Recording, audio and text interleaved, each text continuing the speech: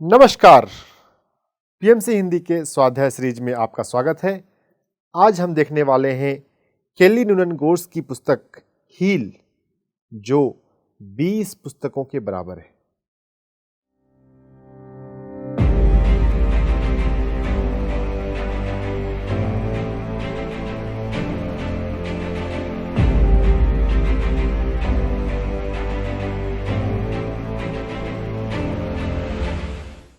इस बुक में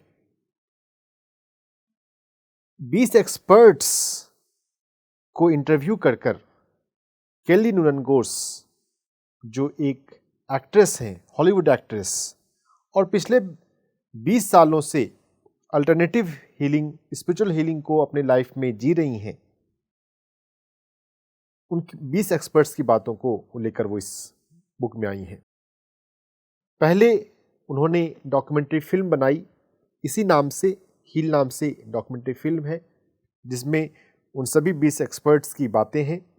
और फिल्म के बाद फिर उन्होंने ये बुक लिखी है, उस फिल्म का कॉम्प्लीमेंट्री वर्जन। जो 20 एक्सपर्ट हैं उसमें से कुछ एक्सपर्ट्स के नाम हम भी जानते हैं। Doctor Deepak Chopra, doctor Joe Dispenza, Anita Moorjani, doctor Bruce Lipton, doctor Bernie Siegel. इनमें से अगर एक एक्सपर्ट का भी इंटरव्यू अगर केली ने लिया होता तो यह बुक पढ़ने जैसी हो जाती, और यहाँ तो 20 एक्सपर्ट। तो ये बहुत ही कंसंट्रेटेड है ज्ञान से। कई सारी बातें एक साथ यहाँ पर आपको जानने को मिलेंगी। इस बुक को उन्होंने 7 चैप्टर में डिवाइड किया है। ये बुक लिखने का स्टिमुलस उनकी अपनी पर्सनल जर्नी तो रही ही है, उसमें मुख्य जो जीवन के अनुभव रहे, उनको एक बार गले में लिम्फ नोड की स्वेलिंग हो जाती है। डॉक्टर के पास उनको उनके परिवार वाले ले जाते हैं जब वो टीनेज एज में थी। डॉक्टर सर्जन उसके लिए एंटीबायोटिक देता है, कोई रिस्पॉन्स नहीं। उसकी वो स्वेलिंग की बायोप्सी करता है, कहीं कैंसर तो नहीं है। थैंक गॉड वो कैंसर नहीं था, लेकिन मेडिकल डॉक्टर से वो सोलन लिम्फ नोड ठीक नहीं हुआ। केली की मम्मी कायरोप्रैक्टर के पास जाया करती थी, तो कायरोप्रैक्टर ने बताया कि एप्पल विनेगर लो। इन्होंने 8 दिन एप्पल विनेगर लिया, उससे बॉडी डिटॉक्स हुई और वो जो लिम्फ नोड की स्वेलिंग थी वो चली गई।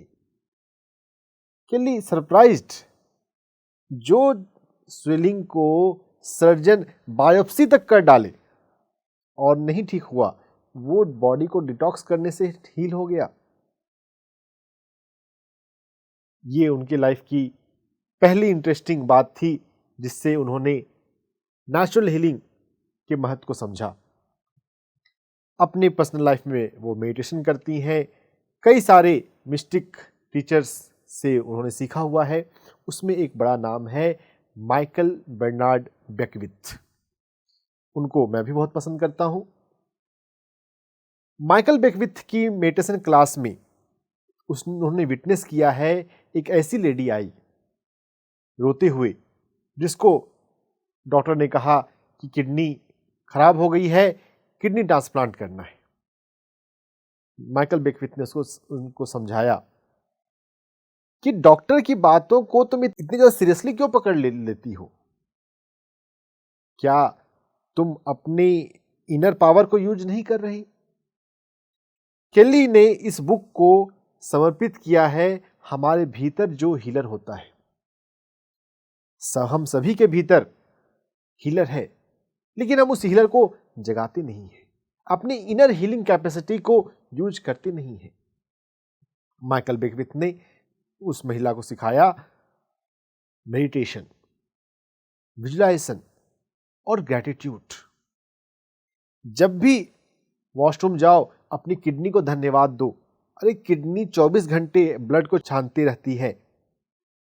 जब किडनी 24 घंटे ब्लड को छान रही है, क्या हमारी एक छोटा सा उनको ग्रैटिट्यूड हम नहीं दे सकते? कभी दिया ग्रेटिट्यूड? उस महिला से माइकल ने पूछा। नहीं दिया। उन्होंने पूरी क्लास को उस दिन किडनी को ग्रेटिट्यूड करना सिखाया। और कुछ दिन के बाद की बात है, उनका जो किडनी जो इतना ज़्यादा डैमेज हो गया था कि ट्रांसप्लांट की ज़रूरत थी, वो किडनी वापस नॉर्मल हो गई।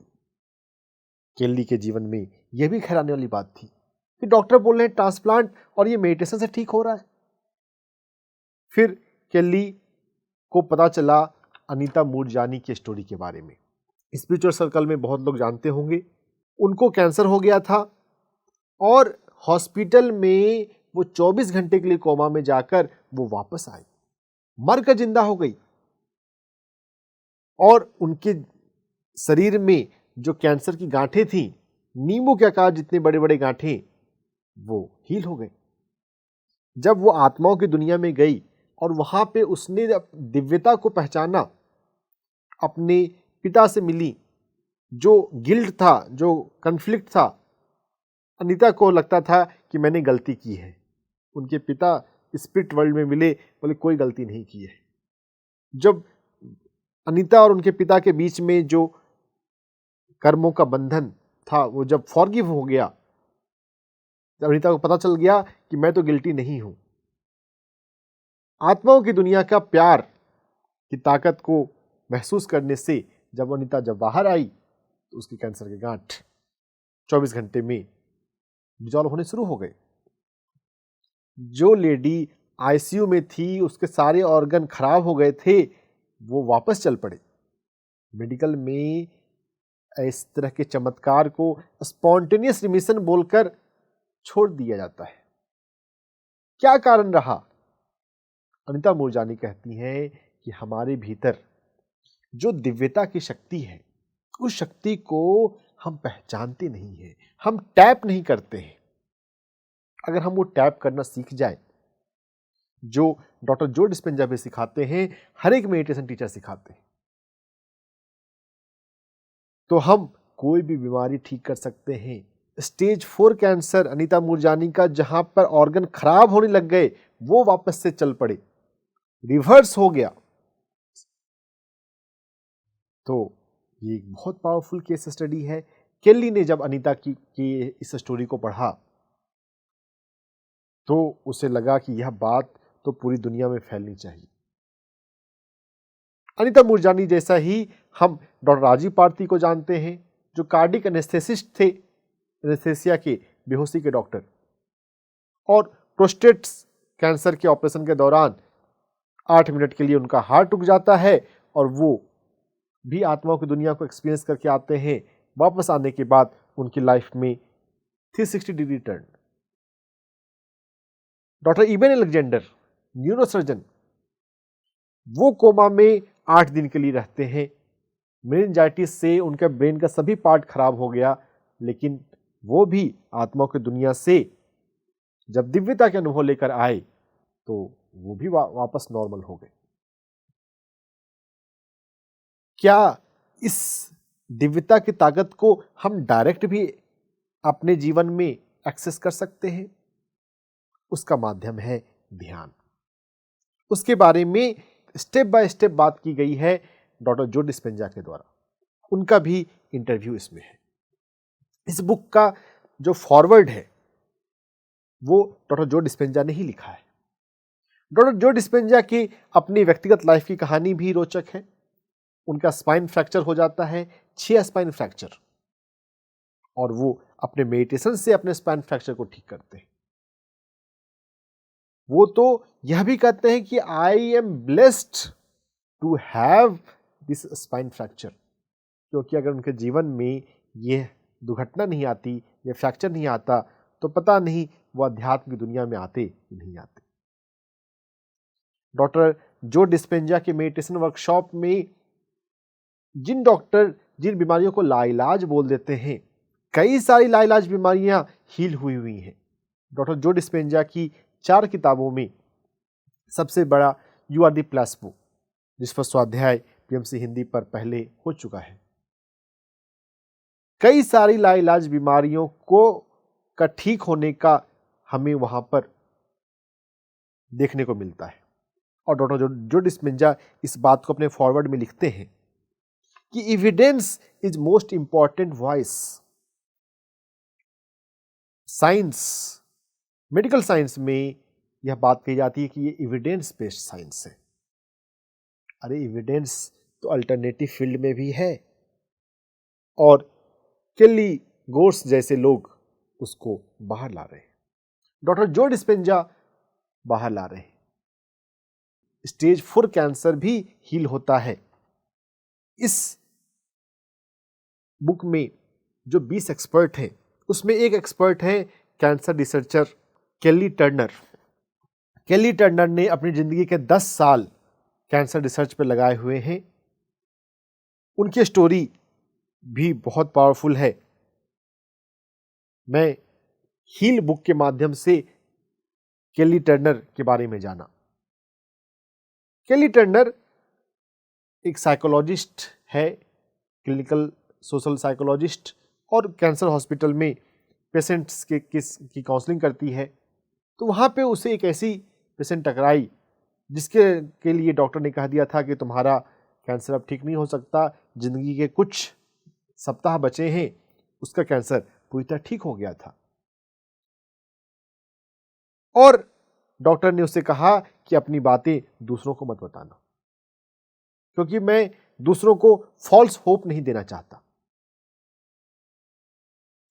केली टर्नर, इस हील बुक की लेखिका का नाम भी केली है, ये केली गोर्स है, और जो कैंसर रिसर्चर है वो भी केली है, केली टर्नर। और एक और केली है इसमें, साइकेट्रिस्ट केली ब्रोगन। उनकी कहानी भी बहुत शक्तिशाली है। कैंसर रिसर्चर केली टर्नर इस बात से बहुत आश्चर्यचकित थी कि डॉक्टर ने ऐसा क्यों कहा कि ये अपनी कहानी दूसरों को मत बताना, ये तो कहानी दूसरों को बतानी चाहिए, कैसे हील हुई इस पर स्टडी हो। केली टर्नर जाकर गूगल पे डालती है कि क्या और भी ऐसे हील होते हैं, तो पता चला मेडिकल जर्नल में जो भी आर्टिकल पब्लिश होता है वो पीयर रिव्यू के द्वारा, प्रोसेस के द्वारा गुजरता है, यानी कि एक से अधिक डॉक्टर उसको अप्रूव करते हैं, तब वो जाकर आता है मेडिकल जर्नल में। सिर्फ कोई एक पर्सन अपनी बातों को नहीं लिख सकता, मतलब वो बहुत एविडेंस बेस्ड है, पूरी तरह से वेरीफाइड बातें हैं। 1500 से अधिक केस कैंसर के स्पॉन्टेनियस हीलिंग के मेडिकल जर्नल में लिखे हैं। केली टर्नर सरप्राइज कि कोई इसको स्टडी क्यों नहीं कर रहा, ये कैसे हील हुए। केली टर्नर ने डिसाइड किया कि मैं इस पर स्टडी करूंगी। उसने अपने पीएचडी के गाइड से कहा कि मैं इसको स्टडी करना चाहती हूं कि इन लोगों ने कैसे अपने कैंसर को ठीक किया। वो दुनिया के 10 कंट्री में ट्रैवल किया ऐसे कैंसर के पेशेंट और उनके हीलर से मिलने के लिए। वो इंडिया भी आई, ऋषिकेश के पास ऋषि द्वार। 100 से अधिक कैंसर मरीज जिनका डॉक्टर ने कह दिया था कैंसर ठीक नहीं हो सकता लेकिन वो हील हुआ, वैसे मरीजों का उसने इंटरव्यू किया कि आपने क्या किया, कैसे अपने आप को हील किया। और उसने 75 फैक्टर जमा किए और उसमें से 11 फैक्टर कॉमन थे जो सभी लोगों में मिल रहे थे। उसने उन 11 फैक्टर को इस किताब में दिया है कि वो क्या क्या करते थे। उन 11 फैक्टर में सबसे बड़ी बात है कि उन्होंने अपने इमोशन पर काम किया, अपने माइंड पर काम किया। हर एक बीमारी माइंड से शुरू होती है। स्ट्रेस एक उसमें कॉमन फैक्टर होता है। हर एक बीमारी में स्ट्रेस एक फैक्टर है। अपने माइंड पर काम करने से हीलिंग होती है।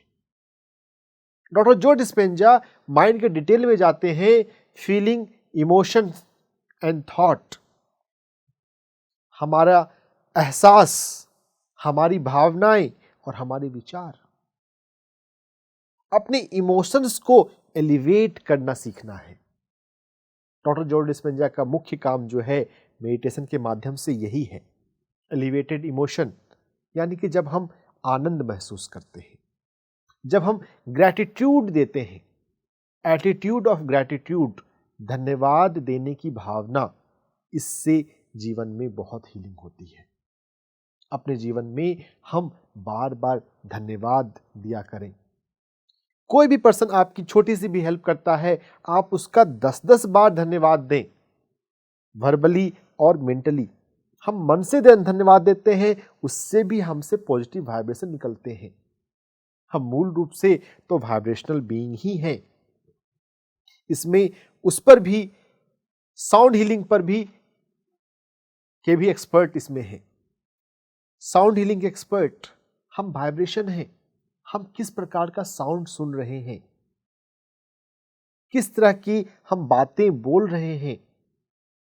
निकोला टेस्ला ने कहा कि अगर हम वाइब्रेशन को महसूस करना सीख लें, अगर हम वाइब्रेशन के टर्म में सोचना सीख लें, तो पिछले 100 साल में हमने जितनी तरक्की की है उतनी हम 10 साल में कर सकते हैं।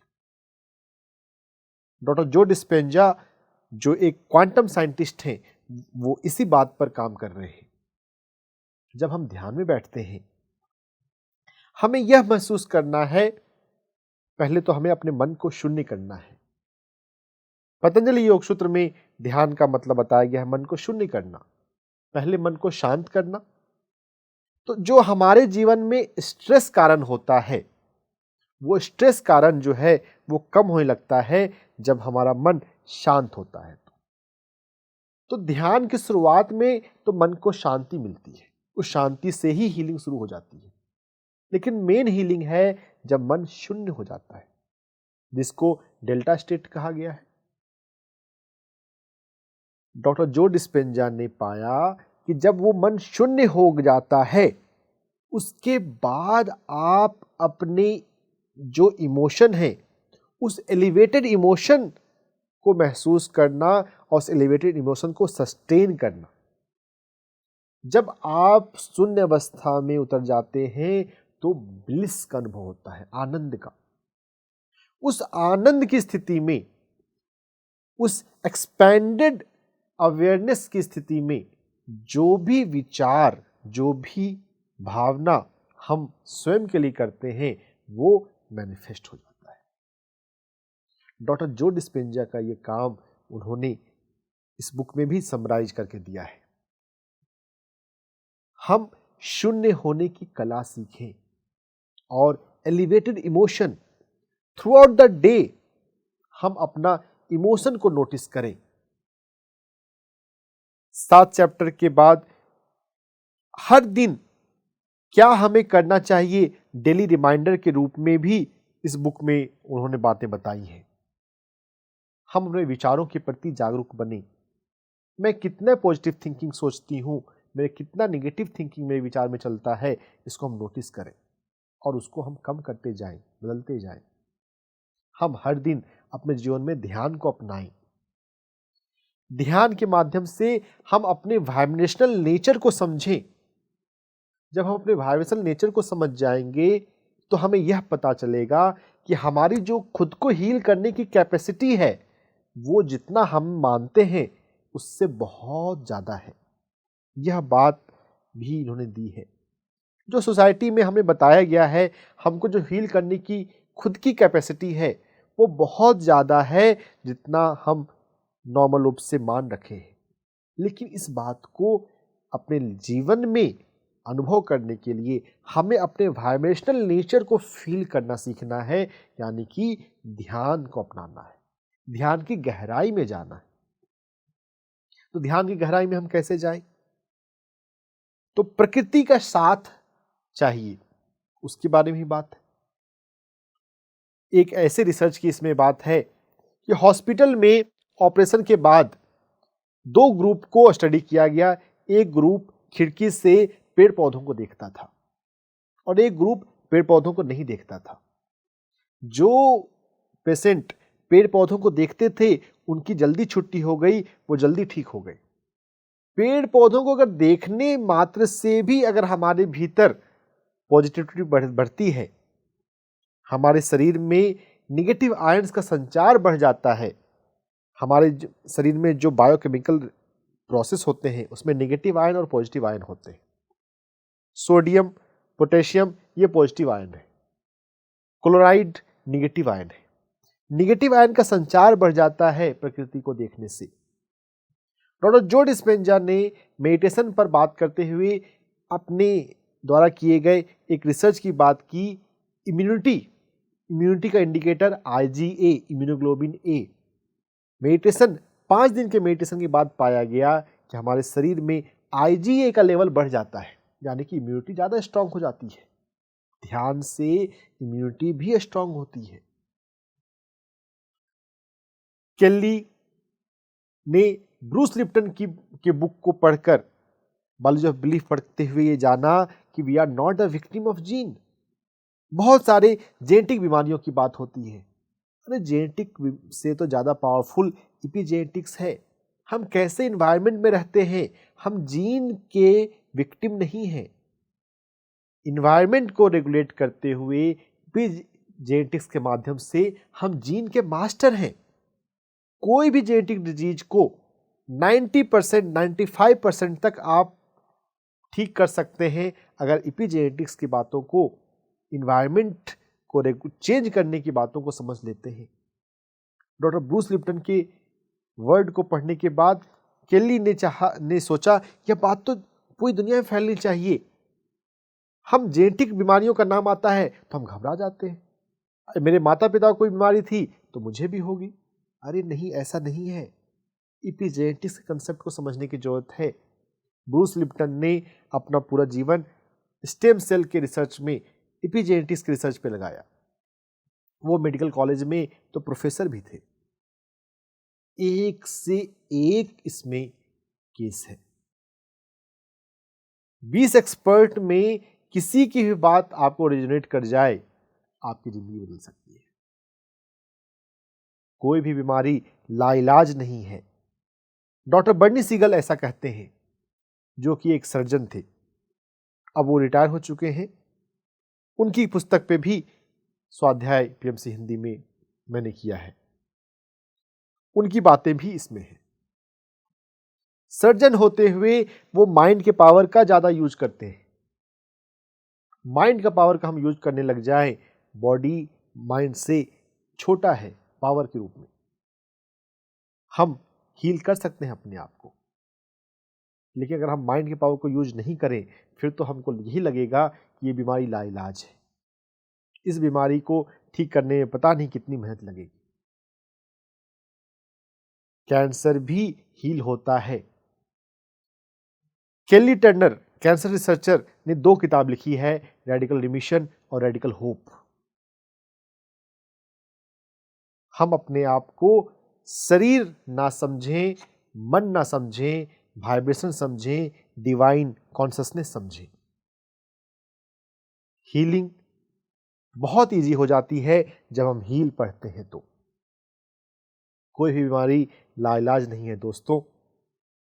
कई सारे पॉइंट हमें इसमें सीखने को मिलेंगे। सबसे बड़ा पॉइंट ध्यान का है और ध्यान की गहराइयों का है। अपने जीवन में ध्यान को अपनाएं, प्रकृति को अपनाएं, सात्विक शाकाहारी भोजन को अपनाएं, प्रेम को अपनाएं। Love is the strongest medicine, एक कैंसर के डॉक्टर ने किताब लिखी है। खुद को प्रेम करें और सबको प्रेम करें। प्रेम बांटें, प्रेम में हिसाब किताब ना करें, बिजनेस ना बनाएं प्रेम को। अनकंडीशनल लव रखें। Love is the strongest medicine. इन सभी का पालन करते हुए जब आपके जीवन में हीलिंग का तरीका हो, हर एक बीमारी को हील किया जा सकता है। कोई भी बीमारी लाइलाज नहीं है। कभी भी होप ना छोड़ें, कभी घबराएं नहीं, कभी भी रोएं नहीं। स्वाध्याय सुनने के लिए आपका धन्यवाद। Thank you.